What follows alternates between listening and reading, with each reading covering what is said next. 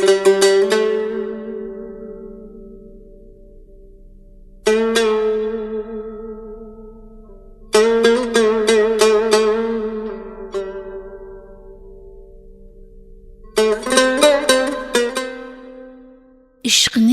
41 qoidasi. Mavlono Shams Tabriziy. Assalomu alaykum. Studiyada Dilbar Qurbonnazar qizi.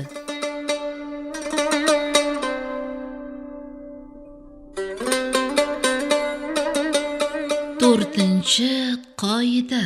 Alloh taolo bir makonga, xonaga yoki bir shaharga sig'adigan borliq emas. Zero zamon va makonni yaratgan u zotdir. Binobarin makondan munazzahdir. Shu bilan birga qayerda nima bo'lsa ham yashirin yoki sirli barchasini eshitadi, ko'radi va biladi. Shu nuqtai nazardan u hamma joyda. Chunki Allohning ilmi hamma narsani qamrab olgan. San'atining tajallisi har bir zarrada namoyon bo'ladi. Banda Allohni topmoqchi bo'lsa, uzoqqa borishining keragi yo'q. Hatto toshda ham haq san'atining tajallisi mujassam. Bu eshiklar ko'rmoqchi bo'lganlarga ochilgay. Allohning sevgisi bilan yonayotgan qalblarga u zot mehmon bo'lgay. Sen poklangach parda ochiladi. Pok insonlarning ruhi senga qaytishni boshlaydi. Tana tashqi olamdan ozod bo'lgach, qulog'ing ham, burning ham ko'zga aylanadi. Nafs va istaklar to'silganda aql porlaydi. Chuchuk suv tortmagan ko'rqush sho'r suvni Kavsar deb gumon qiladi. Sen foniysan. Borlig'ingni Allohga bag'ishlasang boqiy bo'lgaysan. Har bir jins o'z jinsini jalb qiladi. Iso va Idris farishta jinsidan. Shuning uchun ham ular osmonda yashaydilar. Kofirlar shayton va olov jinsidan. Shuning uchun do'zaxga tushishadi. Iso Alloh bilan sarxush, eshak arpa bilan. Payg'ambarlar ruh va farishta jinsidan. Shu sababli o'zlariga malaklarni tortadilar va vahiy oladilar. Mavlono Jaloliddin Rumiy. Ma'nolar diyoridan alif harfi dunyoga keldi. Alifning ma'nosini anglaganlar hamma narsani tushundi. Qolganlar esa hech narsani. Ishq yo'lining yo'lovchilari ishq jozibasidan tol navdasidek titraydi. Bu esa ularning alifni tushunishiga vasiladir. Ishq yo'lining yo'lovchilari haqida ko'p gaplar aytilgan bo'lsa-da, lekin bor haqiqatlar to'la to'kis ochilmadi. Chunki haqiqat yuzida necha qat parda mavjud va haqiqiy parda borliqdir. Borliqdan o'tganing zahoti pardalar ko'tarila boshlaydi. Qur'oni Karimda Rahmon arshning ustidadir, arsh ustidan hukmrondir deb marhamat qilinadi. Arsh deb atalgan maqom aslida Hazrat Muhammad sallallohu alayhi vasallamning qalblaridir. Haqiqat shuki, Habibimiz timsolida sening qalbing ham arshdir. Binobarin agar shakldan qutulib ma'noga erisha olsang, olam sen va sening ko'nglingdir. Alloh taolo aytganidek, osmonlarim va yerim meni sig'dira olmadi, lekin iymonli bandamning ko'ngliga jo bo'ldim.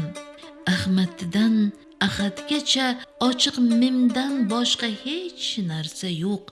Bu mim esa ma'noning pardasidir. Kalom, ya'ni so'z Allohning sifatlaridan.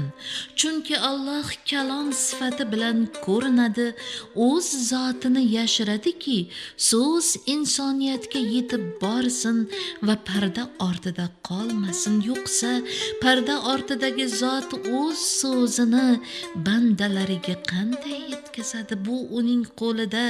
Istasa pardalarni tushirib qo'yadi, istasa olib tashlaydi, ularni pardaga yaqin yo'latmaydi deyishadi. Pardalanganlarning ustini ochmaydi. Bu gaplarni shu maqsadda aytayapmanki, so'zlayotgan vaqtimda juda ko'p bora yoqimsiz vaziyatlarga tushib qolaman. Alloh taoloning zotidan ajralmas sifatlari mavjud. Ajabki, Haq taolo bandalarida o'z sifatlari bilan zohir bo'ladi. Qayerda bo'lsangiz ham u siz bilan birgadir ma'nosidagi oyatning siri va hikmati shu. Mazkur xilma-xil sifatlarning tajallisi bandalarda turli mahorat va qobiliyatlarni yuzaga chiqaradi. Qarangki, kimdir zargar, kimdir kimyogar, kimdir mantiqda, yana kimdir fiqhda bilimdon bo'ladi. Ayrimlar esa bu ilmlardan ham ilgarilab ketib, boshqa dunyoni tomosha qiladi. Yana kimlardir dunyoviy lazzatlar, o'tkinchi go'zallik, foniy sevgi va hiylakorliklar bilan mashg'ul. Farishtalar, hurlar, arsh va kursiga qiziqib, ularning hikmatiga sho'ng'iydiganlar ham bor. Har bir insonga turli darchalardan bu olamga qarash imkoniyati berilgan va har biri boshqasining darchasidan bexabar holda dunyoni kuzatadi. Ruhning siri va go'zalligiga erishish mushkul maqomdir. Bu maqomga yetishganlar faqatgina Allohni ko'radi.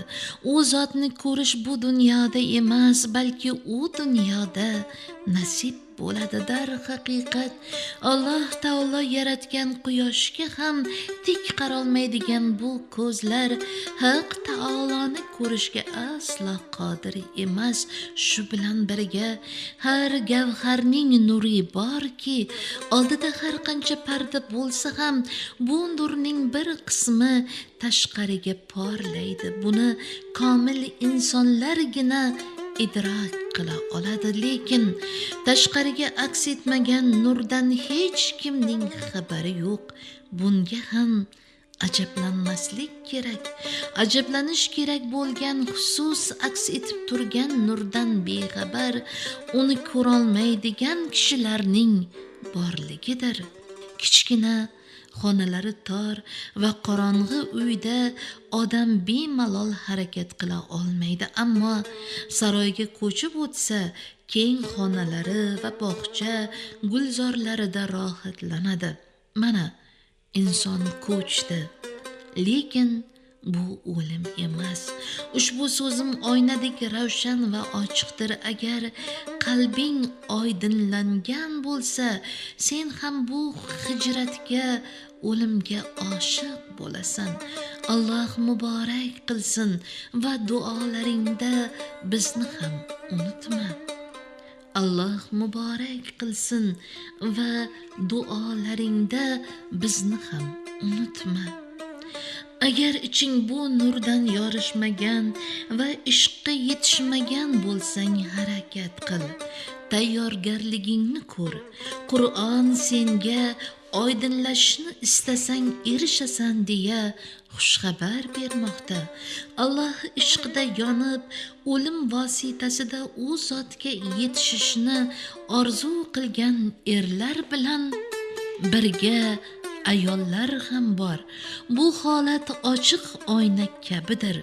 Agar har bir ishda o'limni eslasang, eng maqbulini qilyapsan demak. Ikkilangan vaqtingda ushbu oynaga qara va shunga ko'ra qaror qabul qilki, o'limga pok va sof holatda tayyor bo'lgaysan.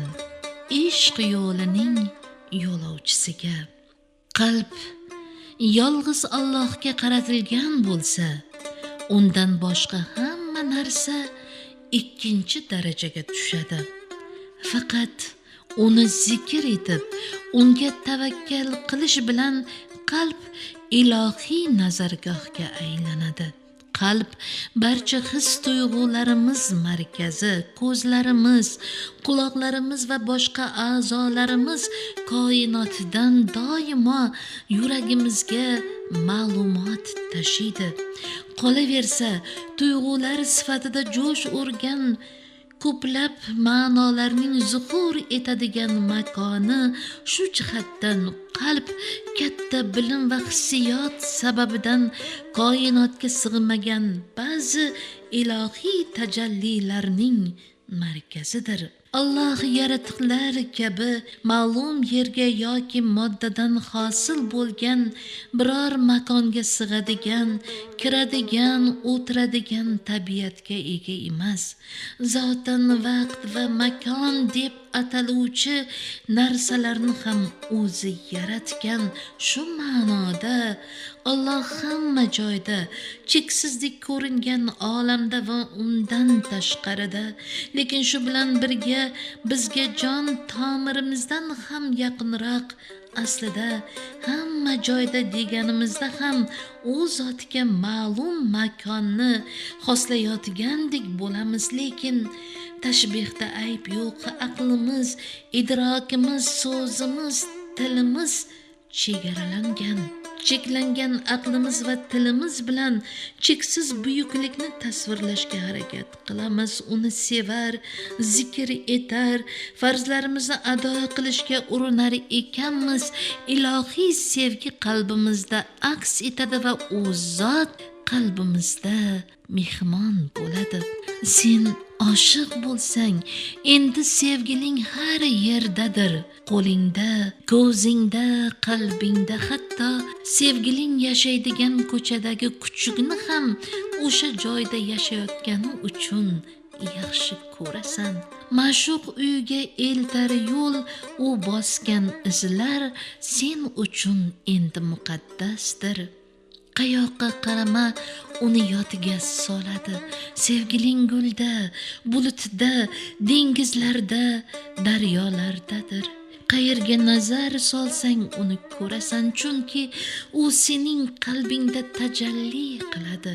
Qalbda tajalli etgan ma'shuqni vujud butun zarralari bilan har yerda ko'radi. Oshiq o'zidan kechadi va sevgili bo'ladi. Hech bir kulol ichiga suv solishmasin deya ko'za yasamaydi. Seningcha dunyo bekorga yaratilganmi? Yuragingdagi oydinlik va jilo nisbatida sirlardan voqif bo'lasan. Baxtsizning boshiga musibat tushsa, narsalarini to'plab isyon va kufr mahallasiga boradi. Zahmatga uchragan baxtli esa Allohning ko'chasiga chopadi. So'zsiz va sassiz gapirish uchun ruh balolanishi va anglay oladigan bo'lishi kerak. Savol ham ilmdan tug'iladi, javob ham. Tikon ham tuproqda o'sadi, gul ham. Uyqu o'limning sherigidir. Unga qara va hamrohini tanib ol. Pok insonni faqir deyish xato, chunki uning qalbi boy va bu Allohning in'omidir. Qanoatdan maydonga keladigan tanglik taqvodandir. Mavlono Jaloliddin Rumi. Ushbu sahifalarni tayyorlashda video muhandislar Ravshan Yoqubov, San'at O'runov, Aziz Sobirov, Jamshid Yoqubov, Zafar Qo'chqorov hamda Furqat Narzullayevlar yaqindan ko'mak berishdi.